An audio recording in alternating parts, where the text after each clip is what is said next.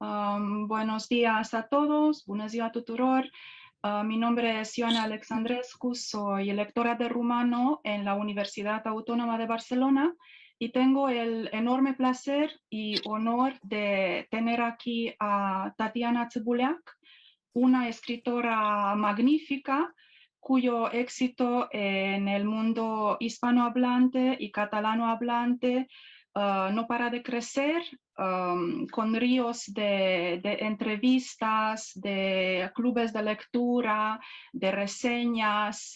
He de decir, por ejemplo, que sus libros en las bibliotecas públicas siempre tienen una larguísima lista de espera, casi no se pueden conseguir. Y también, como no, con premios, y mencionaría en este sentido el importante premio de la Unión Europea para la literatura. Los culpables de este gran éxito son sus dos libros, sus dos novelas, El verano en que mi madre tuvo los ojos verdes, publicado en español por Impedimenta en 2019, traducción de Mariano Ochoa de Eribe, la historia desgarradora de la relación madre-hijo, y El jardín de vidrio, Impedimenta 2021, y también en traducción catalana El jardí de vidre, editorial Las Horas 2021, también una historia desgarradora de la huérfana Lastochka.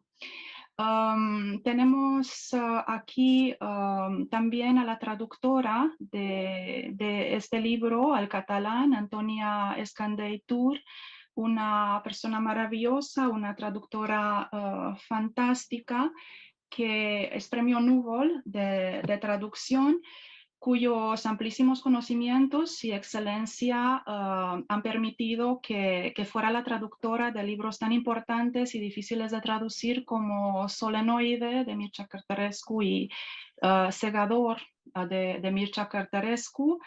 Y se podría decir con toda probabilidad que Antònia Escandell es la traductora que más literatura rumana ha traducido al catalán. Hablaré un poquito de cómo será este encuentro. Primero me dirigiré en inglés a la autora, a nuestra invitada de lujo de hoy, Tatiana Țîbuleac. Le haré unas preguntas. Luego Antònia Escandell nos hablará de cómo fue traducir Al jardí de vidre. Y al final, si queda un poco de tiempo, podréis dirigiros a la autora. Tenéis este lujo y privilegio que no creo que os podéis perder. Y también a Antònia Escandell, desde luego. Entonces, dear Tatiana, thank you a lot for being here, for accepting our invitation. I am really, really happy and feel very privileged to have you here. And I was just talking about this amazing success your books had in the Spanish and Catalan book market. It is a very well-deserved success. Your books are truly amazing, in my opinion. They are full of qualities. There are so many of them. I would just mention that there is this sad beauty in them that I really cannot, I think it's hard to find, at least for me, in many of contemporary writings. And it's an amazing success for a book written in Romanian and translated into Spanish. So my first question would have to do with this success. How do you feel about it? Do you think it's helpful? Do you think, on the contrary, that it's not motivating, it's too much pressure, it doesn't allow you to write because there are so many interviews and so many things to do that now you kind of have to do all this stuff? What is your, how do you get along with your own success, Tatiana? Hola, and thank you very much for this invitation. I think that the best thing that happened after the books is that I started to understand Spanish much better. And every time I come to Spain, I can say that I already understand what people talk, even if I can't talk back, but it's a good start, I say. Thank you very much for having me here. The first question is the toughest I can see about the success. I'm not an expert on success. It came very fast to me. It came unusually fast, in fact, because I wrote one novel and then it just became indeed successful and it was translated in many languages. I never thought I will have success in writing because, as you maybe know, I worked for many years in television. So I was known as a news presenter, as a journalist, but that is a sort of different type of success, because I don't think that success is only when people know you, but it's also when people try, I don't know, to connect with you. So when I was a reporter, for instance, I felt quite protected. I was doing my job, so that was my, my job. And I never felt that I am the person who is provoking this interest. With writing is very different, because it's true that after the first book, lots of people wanted to know about my life, my private life, my how I write. And I don't think I'm always good with sharing my life with the others, because I'm quite happy with myself and with my family, and suddenly I have to travel and to talk about, I don't know, about me. That is a little bit embarrassing, I must say. But I always try to switch the accent to the book. And if I would have to answer, why do I think that Verano, for instance, connected with Spain so well? Well, first of all, I think it's the translation, which is beautiful. And I can see that Catalan edition is also gaining a lot of readers, which means that also the translation is fantastic. Because I think that when the translator has an approach, not like a sort of I translate the words, but I translate the feelings, that works. And the most that as an author we can hope for is that we have a translator who is in love with your book, which happened with me, fortunately, in quite a lot of times, So I see that these things happen in Norway as well. And it's amazing because it's a completely different country. I could say that Spain is a sort of Latin country, and let's say that languages are not so far away. But Norway, it's from another world, and still it goes very well.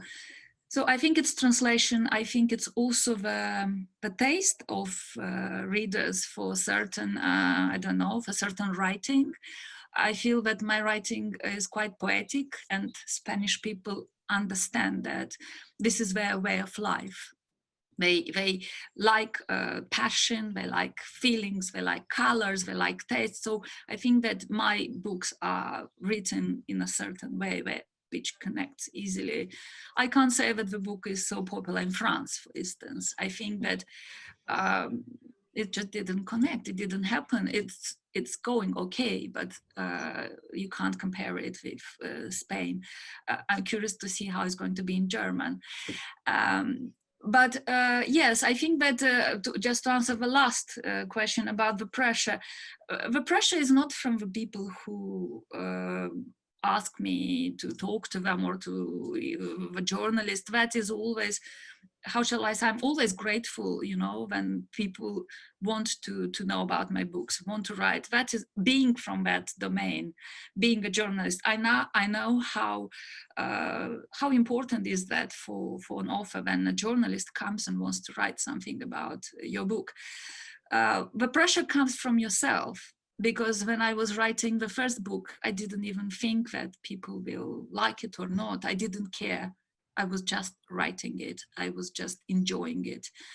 The second one came more or less in the same manner. But now I am blocked for a long time, because I think that everything I start, I compare myself to the first one, to the second. I automatically think whether what people will say, what the audience will say. And that's why I stopped, because I think that until I will be cured of this feeling, I shouldn't write. This is not, when it's false, when you are performing for an audience that is not writing. You need to be a sort of, I don't know how to say, inconscient, how do you say it, Antònia? Inconscient. Unconscious. Yeah, it's not really bad. Well, you have to sort of be isolated and be absolutely on your mind, because otherwise writing is just, you're just pushing it too much and then you can feel it, I think, in my case.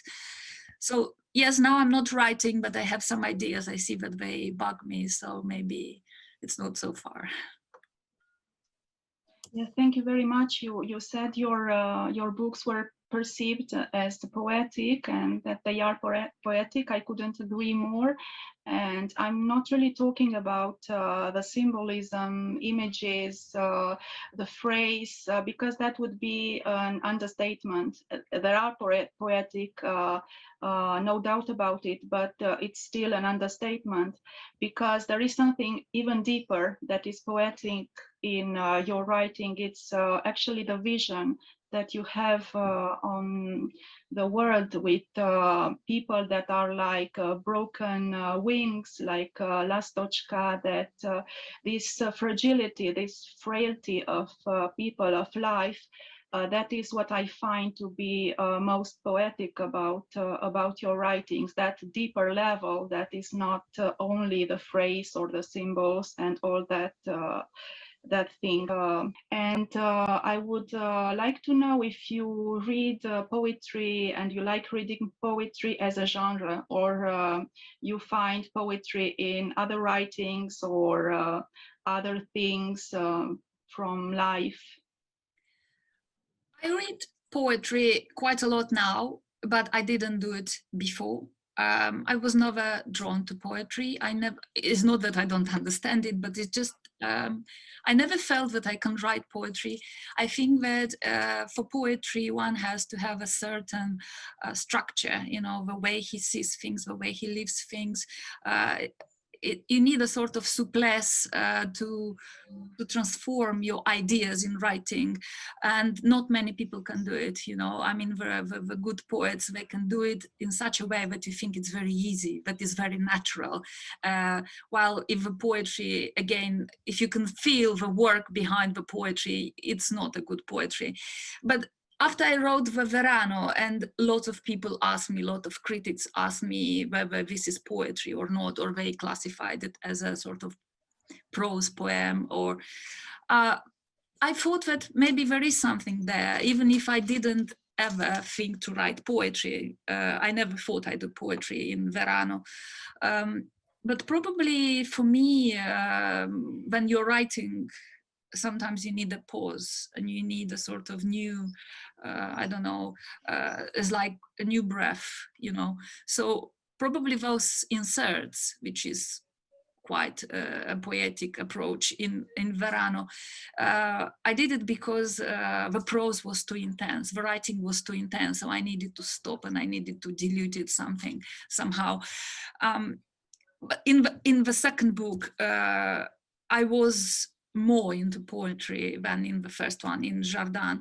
I think that there, looking back, because it's quite, it's a book about lots of things I grew up with and my childhood and the places where I'm coming from, I felt that this is right, because when you talk about Slavic words and temperament, poetry is there, you know. So I think that half of my writing is quite Slavic. And because the second book, it is a tribute to that part of the world, I think that it came more naturally and more assumed. So from my perspective, Gradina, Jardin, is a more poetic book than the first one, even if people have always different views. But it's true that now I am interested in more and more in poetry.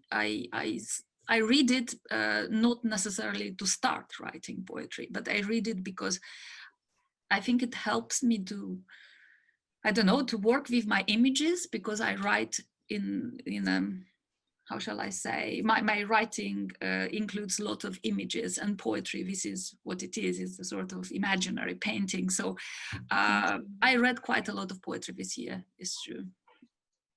Okay, thank you. And another question has to do with Romanian, with the language, because you write in Romanian. You wrote both your books in Romanian, and this is a language that was not welcomed, to say the least, when Moldavia was part of the Soviet Union. It was official when Moldavia gained its independence in 1991, but before it was forbidden, basically. So you explore this being in between languages, Russian and Romanian, in the Glass Garden, and also this being in between regimes, cultures. How did your family and yourself and your friends experience this change of languages, regimes, this thing that happened when Moldavia gained the independence? Well, the second book is an important book for me. I'm not saying it is better or worse than Veran, or than if I will write another book, but it's an important book because I wanted to explore myself, for myself, first of all, this double identity, because I don't think that a lot of people know about it, but we were under a Soviet regime for like 70, 80 years. And in that time, we were deprived of our language. So we were given a language which basically didn't exist, which was a sort of hybrid between Romanian, but we had to write it with another alphabet. And that was done because we had to be separated from Romania, which is our country, because it was easier to control this territory, you know, so because people shouldn't feel Romanians and we need to feel Moldovans. So in that case, our identity was created somehow false, because we had to be kept under control. The truth is that when you're growing up and when you are a child in these times, you don't really understand these things until you're quite older. So I grew up with Russian as a first language, basically, outside and in society, which was not my language. But I managed to learn it and even to love it, you know, because you are given the best things in that language. You are given songs, you are giving fairy tales, you are having friends of different nationality who have one language which unites them. So when this transition came and we went back to Romanian language and to our alphabet, we were quite young still, you know, 12, 14 years, and we did it easier. But not everyone could do it so easy, because when you are 30 years old and these things happen and you understand that half of your life is lived in one language and you did all your studies in one language and your career is in one language, and then you have to change. Not everyone did it very, how shall I say, organically. And you could still find a lot of people of, let's say, 50, 60 years old, who used to be professors, doctors, who have troubles, you know, to speak correctly or to write correctly. And that is always something which bothers them. And that is something which young generation doesn't really understand, and they make fun of them, you know, so you always have this feeling that you did something bad, you are not good enough, but you don't know why. That's why I wanted to write this book, because the book is explaining how entire generations were brought up in this, and it's not their fault. You know, you are product of two worlds, of two ideologies. And while for young people it's quite easy to change, for older it was never very easy. And that's why I call the generation generation between, because I feel that I'm part of it. You find yourself at the sort of adult age where you ask how much of yourself is from one culture and from another, and how do you continue? What do you hate and what do you keep? What do you transmit to your children, for instance? And how do you identify yourself? And all this came especially with a huge wave of migration in Moldova, where most of people of my age migrated. And then you find yourself in a third country with an impossibility always to, to choose the right answer. I don't know if this book is not a document, it's my approach to what I've seen, to how I grew up. I think that when you have 10 people from the same city, you will have 10 different stories because everyone sees it in a certain way. But I know that this book did justice to some people of this generation who understood it and who were happy that it was written. Thank you very much. I would also like to point out that there is a thing that unites, there are many things that unite your novels, but I think one of the most important is the approach of femininity, womanhood, motherhood, that cross even in absentia, as it is in the Glass Garden, because Lastochka doesn't have a mother that is present. She has a substitute mother, but it's always present. So and what is common in this approach of womanhood, motherhood, is that they are all sad stories. I would like to know if the way that a woman is perceived in the East, because I come from Romania and I kind of know things about how woman is perceived in Romania, always has to be like perfect and a saint, and that kind of image that of a saint mother and the perfect woman shaped your writing and kind of wanted to explore femininity also because of those prejudices that exist in your country and in mine. I never wrote my books having in mind that I need to make a certain portrait to women. No, for me, it came naturally. I grew up with women around me. In that times, even if we had fathers and grandparents and neighbors, men were somehow not so visible, right? So I grew up in a city, in a common courtyard. So you have a feeling that wherever you go, you see lots of women, mothers, grandmothers, just old women taking care of children. So for me, that community was very important, because I think that without wanting or asking it, I was formed in a sort of feminist mentality. But I don't demonize men. Men are present in my books. It's just that I think that for stories I wanted to say until now, they were not so important. You would not find out in my books that I'm saying that all this unhappiness is happening because of men, because I don't think it. But in the same time, I just felt that my main characters are stronger being women, right? And I think it's just that I always liked the sort of sad stories. You said that I'm writing about sad things. It's just that I'm doing this better. I'm not very good at humor. I'm not very good at erotic. I feel that I'm not there yet. I don't feel that I can do something which is credible. So because I always avoid things which can make me ridiculous, I just write about things I feel that I can, and they come easy to me. But just to say one thing, I don't think that my women are all unhappy in books.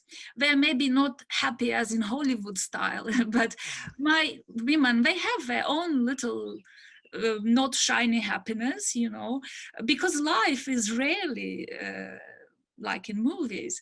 So if you have, let's take Lastochka, she had a bad childhood, but not everything was bad. Some things made her stronger. Her friends, which she made, helped her later in life. Friendship, it's something which I value a lot. So if you have friends already, and she had some friends, it's already not so bad. And then she grew up. It's true that she had a sick daughter, but then she had the dream fulfilled. She became a doctor. You know, you can't have all in life. And I think that I would just, I don't know, push it too much when I would write a story where everything is nice. And I was asked many times, why don't I make my final pages happier? Why don't I solve things at the end? Well, because in life, things are not ever solved on the last moment, you know. I mean, of course, maybe Alexei from the first book could have not have that accident, but it happens in life, and you just have bad time, and then you had again bad time, and then you have even worse time, and then you learn how to make yourself happy between these spans of bad time. I think that my books have some light, not lots, but some light, and that light is maybe more precious because of the other things which are happening in their lives. Yes, exactly. Actually, I think that is the essence of what I call the poetry in your books. It's this interplay between light and darkness, and also being happy with those bread crumbs that fall from the sky and can feed a little bird like Lastochka, for instance, or those moments of happiness and sunny vacations with the son and his dying mother. That exactly, I think, is the poetic ground of your writing. This happiness that is given against everything, against all odds. It's still there, and it can still make a life worthy and beautiful against all odds.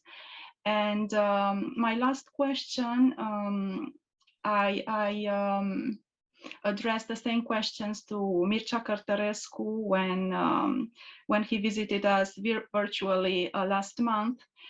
And it has to do with my students that are here, not in big number, but they are here. So I asked him whether he could give an advice to these young people that are 20s. Is there something you wish you had known when you were in your early 20s? You're still very young, but when you were in your early 20s, like an advice, a piece of advice, or if not, if you have like an advice to give them as a recommendation to read a book or to listen to some music, things you like, something like that. If you can share it with my students. Well, that brings me back to my first book, to Verano, and Alexei, the teenager there, says that they had this moment with his mother, then she knew she's dying, and she tried to give him some, you know, general recommendations for life, like a person who knows she's dying and she wanted to live this. And I remember that she was telling him, like, never do things badly, Alexei, because you think that you have still lots of time ahead to repair things, but it's never true, because the time which will pass, you will just use to make even more mistakes and do more things badly. But the only thing which is happening to us, for sure, is death. So you should start doing things interesting, nice, to live your life now in this second, because we think we have time, but we don't. And everything what we live today is the only thing which we do, actually. So it's an apocalyptic advice. But in this year, when we lost lots of people whom we loved, without having time maybe to say proper goodbye, because we never think that this will happen with us or tomorrow. I just think that the main advice for everyone and for myself is to live now, carpe diem. Thank you very much, Tatiana. It was a pleasure, a huge pleasure, and an honor to have you here. Now I will address some questions to Antònia. Antònia, parlarem en català o com ho farem?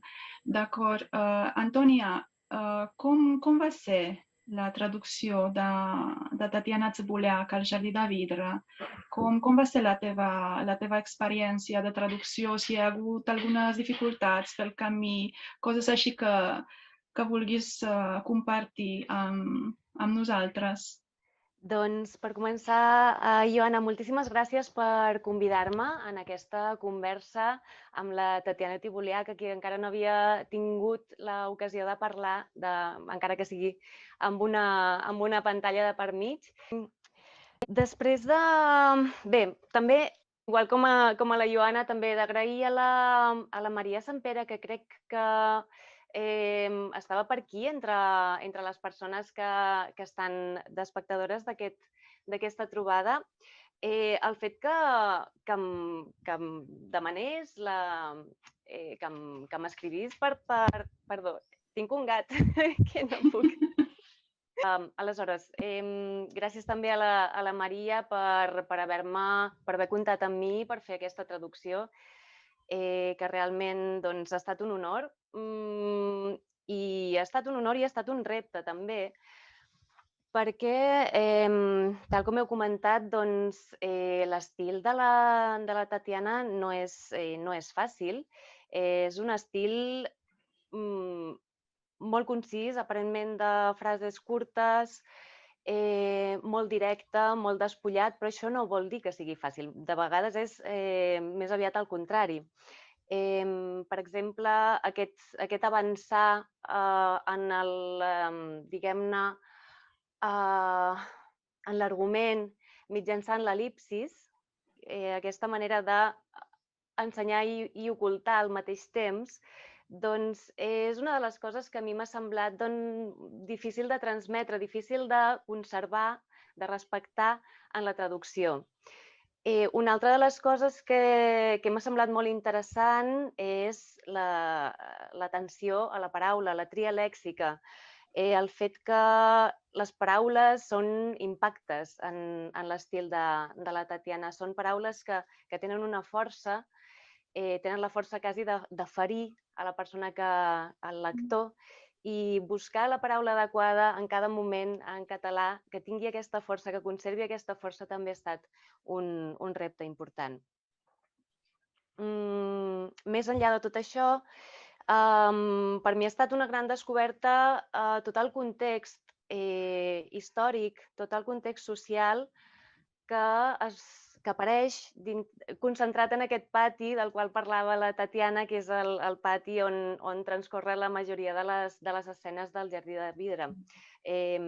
La varietat de llengües que s'hi parlen, la varietat de cultures que s'hi barregen, és com una mena de mostra, una mena d'exemple d'aquest crisol de cultures que era Chisinau a la dècada dels 80-90. Aleshores, tot això ha estat molt sorprenent per mi, molt interessant, i també ha estat crec que molt interessant el fet que,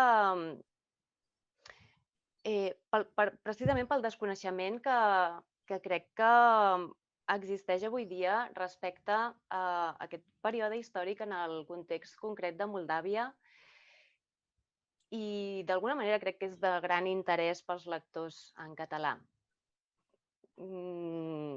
Més enllà de, per exemple, aquestes dues llengües que conviuen i que conviuen també en l'aprenentatge de la lestòtxica, de la protagonista, i per les quals s'ha de decantar en un moment donat per una o per l'altra, per motius que són absolutament aliens a la seva voluntat. I penso que és molt interessant per un lector català viure mitjançant la novel·la de la Tatiana totes aquestes controvèrsies, tots aquests conflictes que crec que un lector en català pot fer ràpidament una analogia amb tot el context de bilingüisme en el qual vivim aquí a Catalunya, les implicacions polítiques que de vegades té l'ús d'una llengua o l'altra en determinades circumstàncies. Aleshores, tot això m'ha semblat molt interessant. Antònia, com vas traduir això d'esticlarear-se, esticlarer-se? Com ho vas traduir? Sí, això va ser una de les qüestions que em vaig tenir certs dubtes a l'hora de com traduir aquesta paraula tan important per la novel·la, no? Esticlarer-se-le. Com traduïm aquesta paraula en català de manera que transmeti una mica allò que totes les connotacions o tantes connotacions com sigui possible de les que té en l'original. En català no existeix una paraula per persones que es dediquen a recaptar vidre i en fan d'allò un ofici, però sí que existeix diguem-ne com a manera de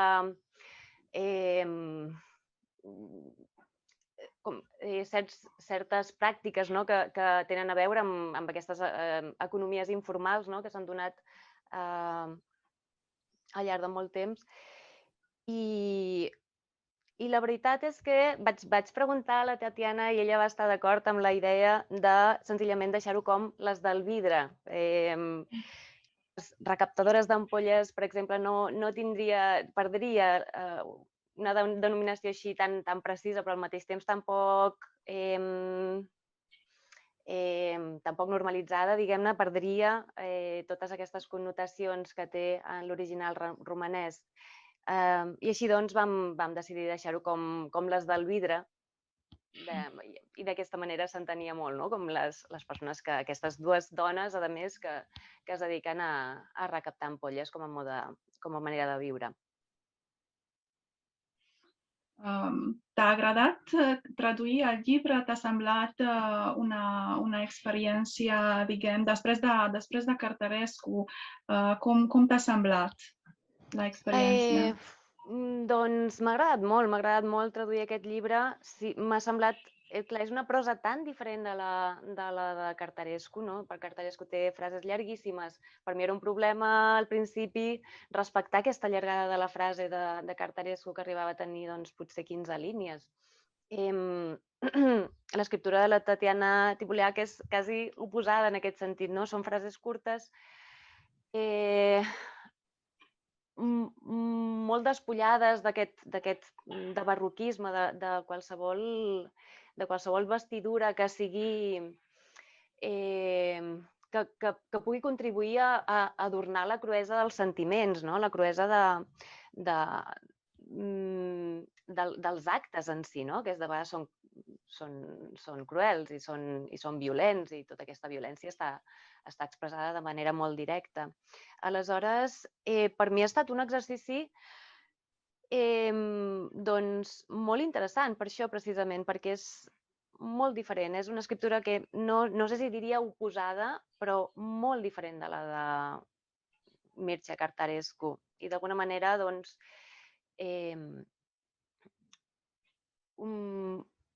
demana un tipus d'atenció que és atenció per altres detalls, que no són els que demana l'escriptura de Cartarescu.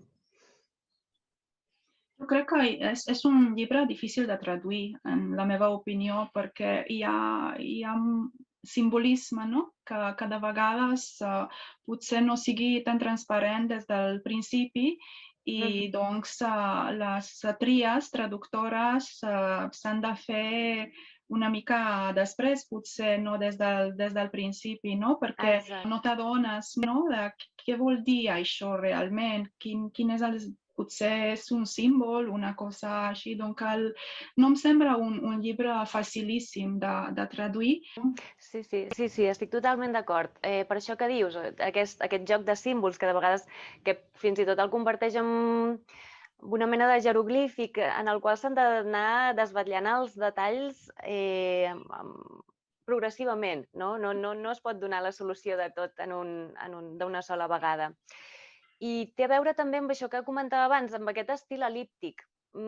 Tampoc no es pot desvetllar tota la informació en un moment donat. Hi ha aquest joc una mica amb el lector d'amagar i mostrar a la vegada i anar deixant que sigui el propi lector el que estableixi els vincles, el que relacioni aquest fet que ha passat abans amb això que passa ara i estableixi les relacions entre les diferents parts de la novel·la i entre els diferents personatges. I això és molt interessant, no trair aquest anar desvetllant progressivament, no? O intentar trair-ho, perquè perquè de vegades, clar, en una traducció es perden coses, però sempre la intenció del traductor ha de ser aquesta, em sembla. Sí, ho has fet perfectament, Antònia, i et felicito moltíssim. Gràcies a tu també. La teva excel·lència es mostra en qualsevol cosa que facis a la traducció. I have also one question for Antònia, if I may. Is how much did you feel that this story of our double identity from Moldova is similar to yours, or how much did you find yourself in this story when you translated it? Was it easier or more difficult for you to translate, Jardin?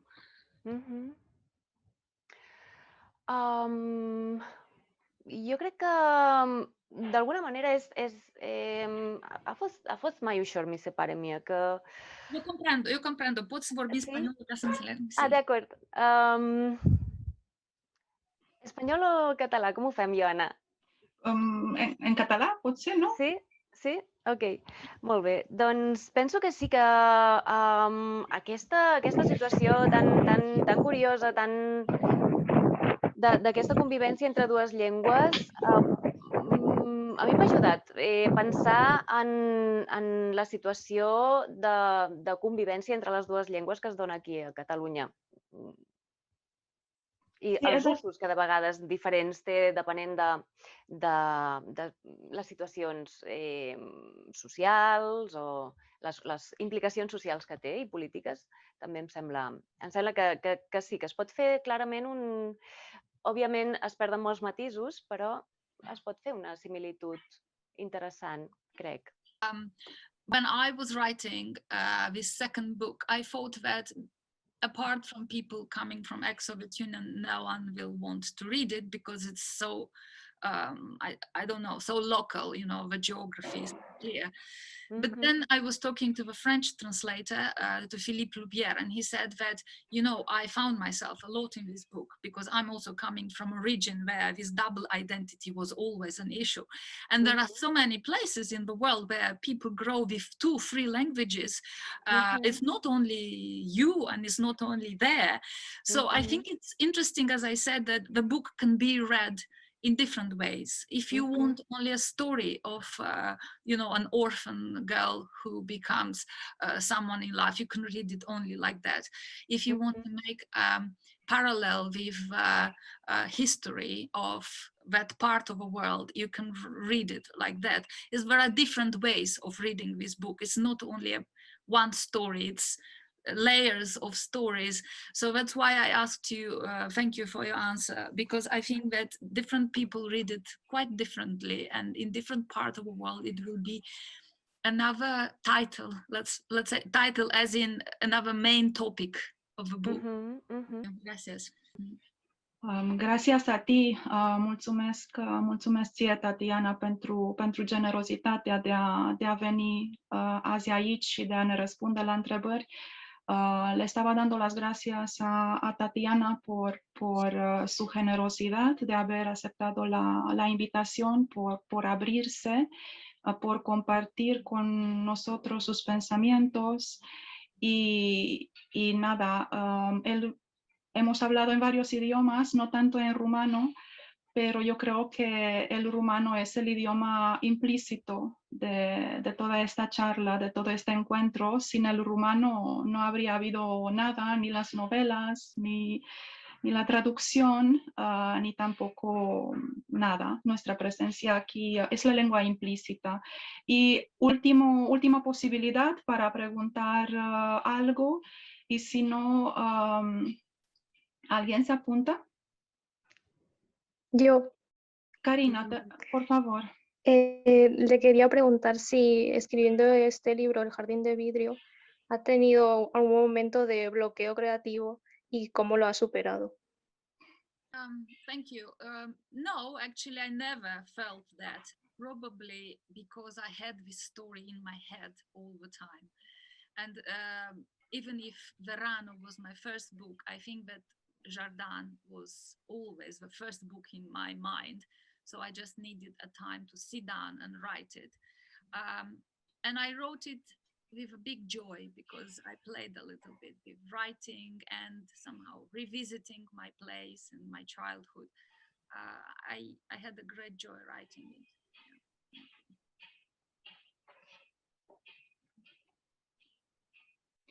¿Alguien más? Bueno, if not, Tatiana, thank you again for coming here. Thanks a lot for the joy you personally gave me with your books. I am very, very fond of them. I read El Verano several times, and I think you are an amazing writer. So I wish you the best luck with the writing. I'm waiting for more, but I cannot ask for more.